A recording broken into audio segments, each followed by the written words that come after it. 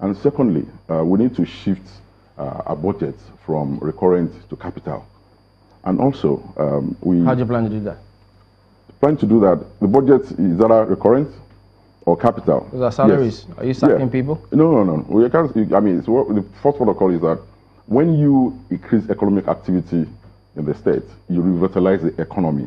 And also, you have the existence of development partners, DFID, USAID, World Bank, and GFID, they're all there. These are agencies that exist that provide grants for the development of social infrastructure.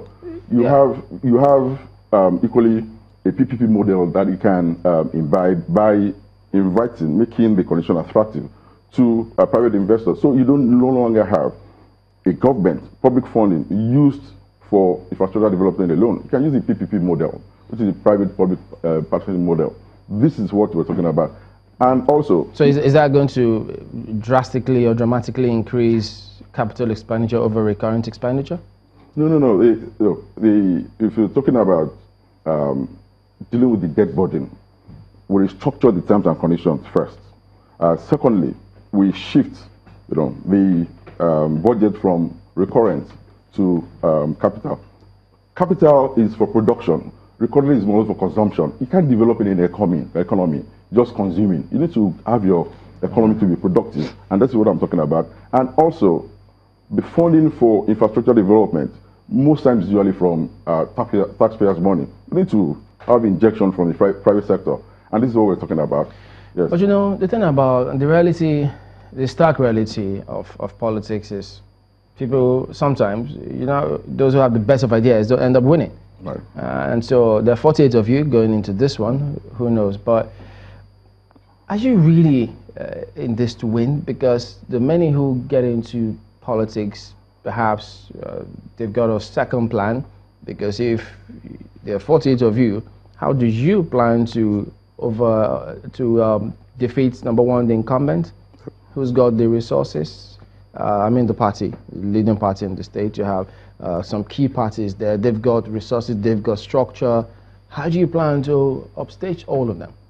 Timberlane, I've been visiting the states. I'm from Osun States. I schooled there back to back, 17, 20 years. Fast forward. In the last 6 years, I have been intervening in the lives of our people by providing free medical services. I have been diagnosing and treating diabetes and hypertension in the last 6 years because I saw the plight of our people in the course of my visitations there. These are people who have not been paid their salaries.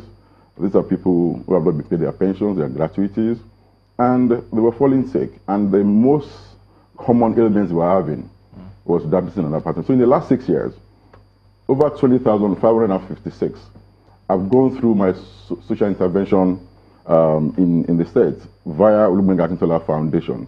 And I've given 19,520 free diagnoses and treatments of diabetes and hypertension. In addition to that, I have provided microfinance assistance to over 1,000 people.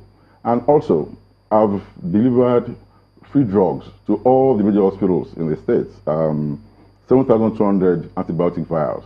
And this is the passion and the love I have for people. It was in the process of doing this, and not forgetting that I worked in the United Kingdom for 20 years. I worked in Lagos State, ESCO, for 6 years, and then in Oyo State, going for 2 years. And this is what has propped me, made me ready in terms of people identifying that this is someone that will rescue the state. It's not something that I just woke up and say, oh, I just want to be a governor. No, it was because of the values that people have identified in me, most especially because of what I've been doing for the people in the last 6, 7 years, and still doing. Those interventions that I mentioned, they're not one-off. In fact, we go back every month. It's on a sustainable basis. Win or lose, those interventions will still be going on. And this is what we're talking about, someone that genuinely cares for the people, someone that loves the people. I grew up in that system. I knew what I witnessed. I knew the values that were injected in me by our elders. These are the things that are missing. I genuinely care for people. I've gone around all the 30 local governments in the course of me providing them with the free diagnosis and treatment of this disease that I've mentioned, is giving them the opportunity to see the decadence in the society. If you take out Elisha and Osogbo from the equation, I bet you go to any other part of the state. The roads I've never seen. I'm an expert in road maintenance and management. What I saw in this state, in these areas I've been to, I'm sorry, it's not the kind of things that people should be exposed to.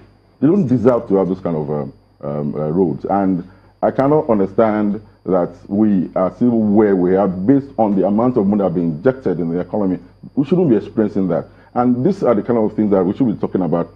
I have the capacity, I have the experience, I have been tested. You know, I've received accolades everywhere that I've worked. And I believe I'm the most prepared and ready and most experienced for this job.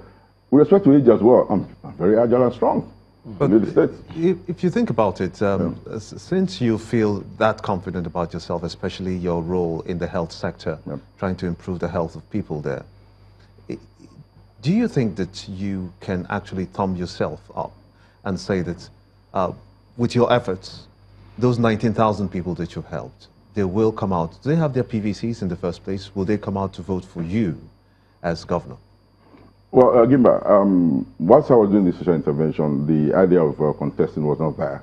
But I believe that not just because I've done that, when they know about my development agenda, which is economic development and human capacity investment, and the contents of these two main important manifestos, the people have keyed into it.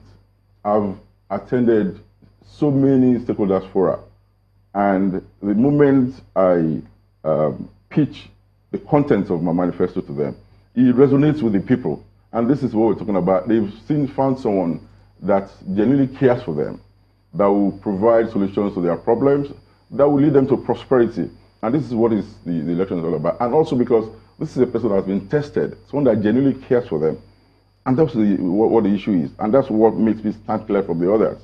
Because, you know, it's not a case of coming from outside. I've lived there, I grew up there, I schooled there, I live with the people, and I've witnessed the issues they're confronted with. And my official agenda will provide food on their tables, provide them with good schools, provide them with good health facilities, and also the fact that we have facilities that are staring us in the face that we have not even tapped into. Tourism. What is your opinion about the much talked about restructuring that seems to be really strong in the Southwest? Can you please be more restructuring regarding restructuring the state or the whole Southwest? Yeah. No, you know, there's this call for restructuring in the country. Society saying that the federation systems don't get as much as they ought to, that certain things need to change if more resources need to come to the states so that they can develop, for instance, these plans of yours. Well, you know, if you look at the discussions we had from 1960 till date, we've had so much talk about different ideas. We have the Constitutional Assembly in the late 70s. Now we're talking about restructuring. I think if we just adhere to the Constitution and imbibe the rule of law, whatever the system is, it will always have its flaws. But if you just make sure that everybody does his own bit and we follow what is stated in the Constitution, and if you are not in support of any section of the Constitution, then you go through the process. You must go through the process to effect any change. You can talk about restructuring from here to kingdom come, but if you don't go through that process they are meant to go through, nothing will happen. We need to understand that we have our own peculiarities. In Nigeria, there are so many things that we have that made us different from other nations. So when you talk about restructuring, you need to particularly look at the issues at stake and ensure that you follow the rule of law to ensure that that is manifested. All right then, Mr. Akintola, governorship candidates for Alliance for Democracy, thank you for coming on today, and we wish you all the best. Thank you.